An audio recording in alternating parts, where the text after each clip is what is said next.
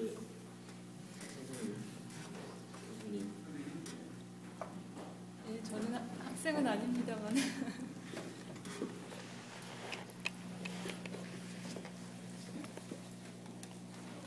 제가 말씀을 듣다가 제 질문을 드리고 싶은 내용이 두 가지인지 한 가지인지 정확하게 지금 구분이 되지 않는데, 뭐냐면 영향을 미치는 방법을 두 가지로 나누셔서 직접적인 방법하고 간접적인 방법으로 이렇게 나누셨잖아요. 근데 그것은 이제 그 서양 사고의 특징에서 나온 것일 것도 같은데, 그 영향을 미치는 방법을 직접적인 방법으로 나누는 것과 간접적인 것으로 나누는 방식 자체가 어떤 철학사의 흐름이 있는 건지 궁금하고요. 그다음에 아마도 1.5가지 질문일 것 같은데, 간접적으로 영향을 미친다라는 것이 의미하는 게 무엇인가 하는 겁니다. 그래서 철학적인 사유에, 공학을 배우는 것이 공학적인 근원적이라고 했을 때, 철학이 만약에 거기에 정말 핵심적으로 기여를 한다면 그 기여를 직접적인 것이라고 할지 간접적인 것이라고 할지를 어떻게 구분해서 알 수 있겠는가, 그런 질문이 생기거든요.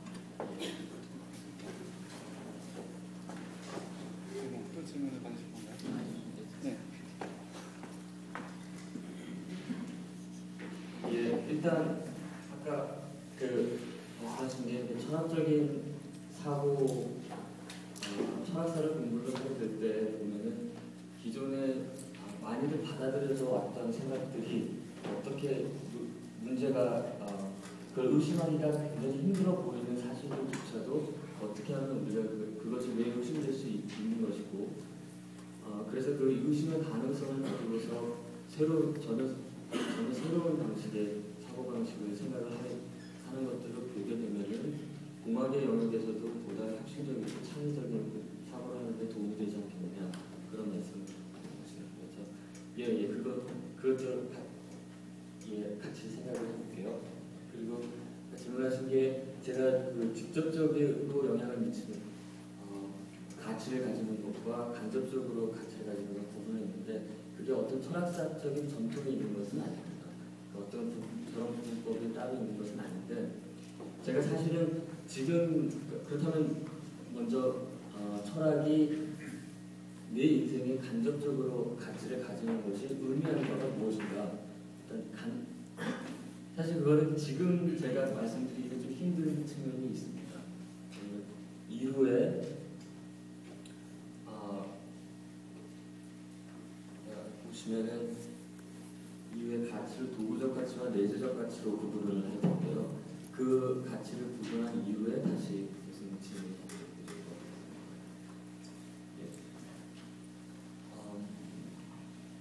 일단 제가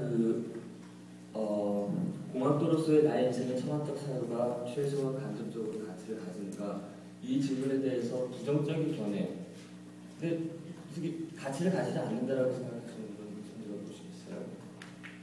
이건 안 시킵니다. 나가 있을까요? 예, 아무도 없으시네요. 그럼 제가 대표로 부정적인 견해가 이 질문, 사실 아무런 간접적으로도 가치를 가지지 않는다라고 하는 견해를 한번 생각을 해보도록 할게요. 만약에 철학적인 사고가 공학적인 사고를 하는데 어떠한 방식으로든 기여를 하고 할 수 있다라고 생각이 되려면은 철학적 사고와 공학적인 사고가 모종의 연관관계, 밀접한 유의미한 연관관계를 가지고 있어야 되는데, 정말 철학적인 사유가 공학적인 사유가 그런 종류의 연관관계를 가질 수가 있는가, 그거를 한번 검토를 해봐야 될 필요가 있죠. 그래서 한번 제가 분리가설이라고 써놓은 것을 검토해 보도록. 철학적 사고와 공학적 사고는 별개에 이어서 중요한 연관관계가 없다라고 생각할 수가 있겠죠. 그 가능성을 한번 생각을 해보죠. 그러니까 저 분리가설을 비판적으로 검토를 할 텐데요. 사실 단계를 하나 더 나눠야 되는데, 철학적 사고가 공학적 사고의 유의미한 연관관계를 가질 수 있는 한 가지 방식, 간접적인 한 가지 방식은 일단 이거는 제가 가정을 하도록 할게요. 공학적인 사고와 순수 과학 이론적인 사고 간의 연관관계는 있다라고 생각을 하시나요? 그거는 별 이론의 여지가 없는 것으로 보이는데 저는 순수 이론 과학을 공부하는 것이 공학을 공부하는 데 큰 기여를 하고 있다는 것은 부인하기 힘든 것처럼 보입니다. 그렇다면은 생각을 해보니 만약에 철학적인 사고방식이 순수 이론과학적인 사고방식에 특정한 유의미한 역할을 한다면 그렇다면은 그것으로부터 우리가 이끌어낼 수 있는 결론은 철학적 사고가 공학적인 사고에 기여를 하고 있다는 걸 생각해 볼 수가 있겠죠. 그래서 저는 여기서 순수 이론과학적인 사고방식이 공학적인 사고방식과 유의미한 중요한 기여를 하고 있다는 것을 전제하고서 철학적 사고가 순수 이론과학적 사고에 중요한 역할을 하고 있는 가능성을 살펴보도록 하겠습니다. 먼저 근데 철학과 순수 이론과학이 유의미한 연관관계가 없다라고 생각하는 그 생각에는 아마도 이러한 사고방식이 이러한 생각이 기초하고 있는 것처럼 보이는데요. 먼저 아마도 철학에 대해서 어떻게 생각하는지 궁금한데 혹시 철학과 과학이 어떤 방식으로 구분된다고 생각을 하시나요? 그러니까 철학과 과학이 가장 중요한 부분 차이점이 뭐라고 생각을 하시는지 한번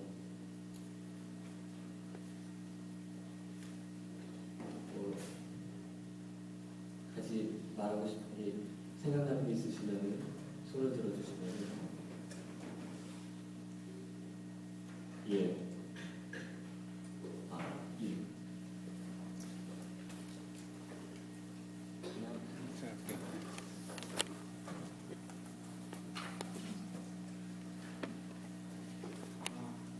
제가 어디서 듣기로 쓰는 언어가 된다고 사용하는 철학은 뭐 그냥 언어로 하고 공학이나 순수 이런 거하고 사고는 수나 뭐 공식이나 그런 걸로 그러니까 언어가 아니라 그 생각하는 도구가 다르다고 그게 그렇게 알고 있어요.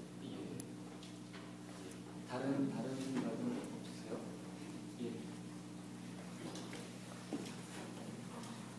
과학과 같은 경우에는 실제로 맡을 수 있거나 볼 수 있는 물질적인 것을 공부한다고 생각하고 철학은 비물질적인 것과 정신적, 영혼적인 것에 대해서 공부한다고 생각하고 있습니다. 예, 다른 의견은 없으세요?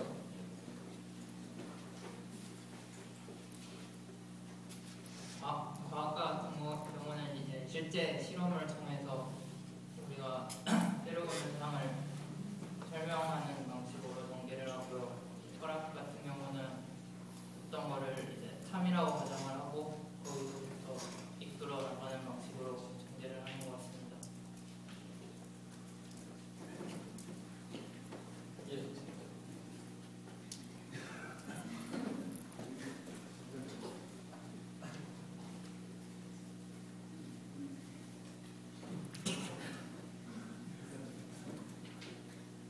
네, 저 과학은 한번 이렇게 참이라고 밝혀지면은 나중에 그게 참이 거짓이 되지 않는 이상은 논란의 여지가 없지만요. 철학은 같은 상황에 있어도 항상 참, 항상 거짓이라는 게 없기 때문에 그런 논쟁 쪽의 측면에서 항상 양립적인 태도를 가지고 있는 게 철학이라고 생각합니다. 예, 다른 분 없으시죠? 그러면은 있어요.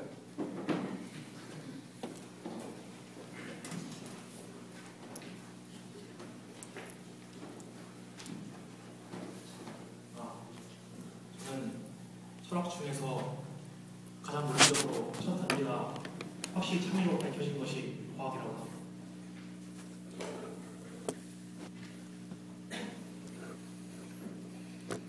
예.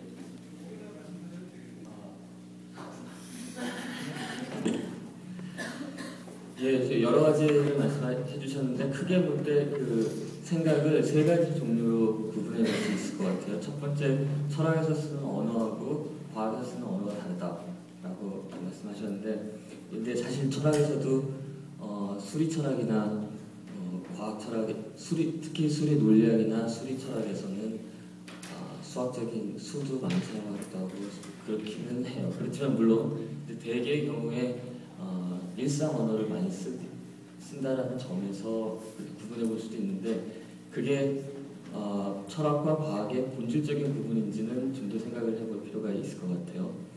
그리고 그게 그래서 그 방법론적인 차이를 주시려고 한 거였고, 또 다른 아까 그 다른 종류의 방법론상의 차이를 말씀해 주신 분이, 과학은 실험이나 경험적인 지각이라든가 관찰이나 실험을 통해서 그것을 검증하는 시스템, 그 검증 체계가 있다면은, 철학의 경우에는 그런 종류의 시스템, 그 검증 체계에 의해서 철학적 이론이 택해지거나 그런 것이 아니다라고 하는 생각. 예, 그것을 생각을 해보도록 하죠. 그리고 아까 말씀하신 게 철학과 과학을 구분하신 것이, 철학과 과학이 대상으로 삼고 있는 것이 어떠한 영역을 대상으로 삼고 있느냐에 의해서 구분할 수가 있다고 생각하셨는데, 그러니까 철학이라는 과학 같은 경우에는 물리적이고 물질적인 것을 대상으로 다룬다면은, 철학 같은 경우에는 정신적인 것이고 또 비물질적인 어떤 것들을 대상으로 한다고 말씀하셨는데, 근데 사실 그것도 잘 모르겠어요. 왜냐하면 철학에서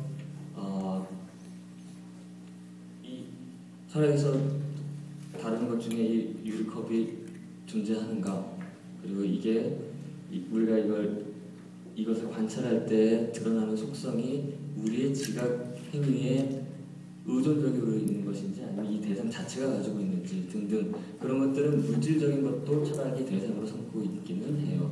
물론 이제 과학에서 정신적인 것을 다루지는 않는 것처럼 보이는데, 그렇지만 철학에서는 또 물질적인 것도 대상으로 삼고 있는 것처럼 보여요.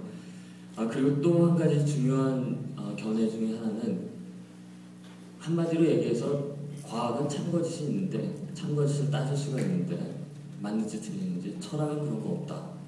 철학은 보다 주관적이고, 그리고 항상 가변적인 요소를 가지고 있는 반면에, 과학은 일단 참으로 받아들여지면 보다 객관적이고 보편적인 방식으로 참으로 받아들여지는 반면에, 철학은 그것이 아니라 주관적인 요소가 많이 개입이 되어서 그러한 종류의 객관성을 확보하기는 힘들다라는 것 같은데, 그러면 철학과 과학을 이렇게 구분을 해보죠. 철학은 순수 개념적인 사유를 다루고, 그리고 보다 주관적인 영역을 다루고, 주관적인 요소에 의해서 진행이 되는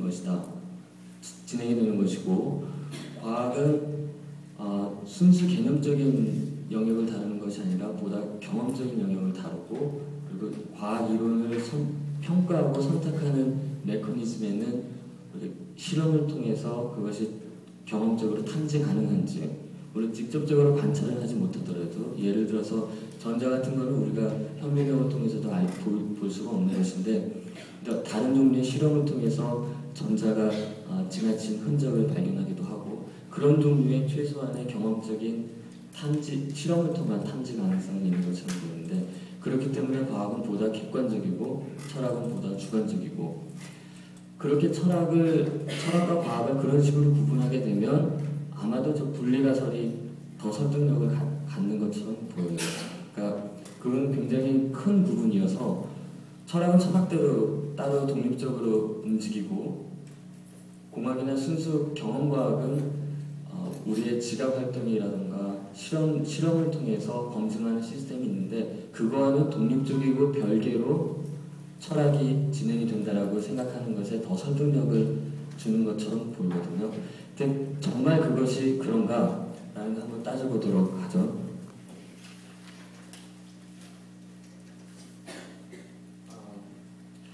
그러니까 과학 이론이 평가되고 채택이 되는, 선택이 되는 그 과정을 들여다보면은, 정말 우리가 아까 이야기했을 때 경험적인 탐지 가능성, 실험 가능성에 의해서 그게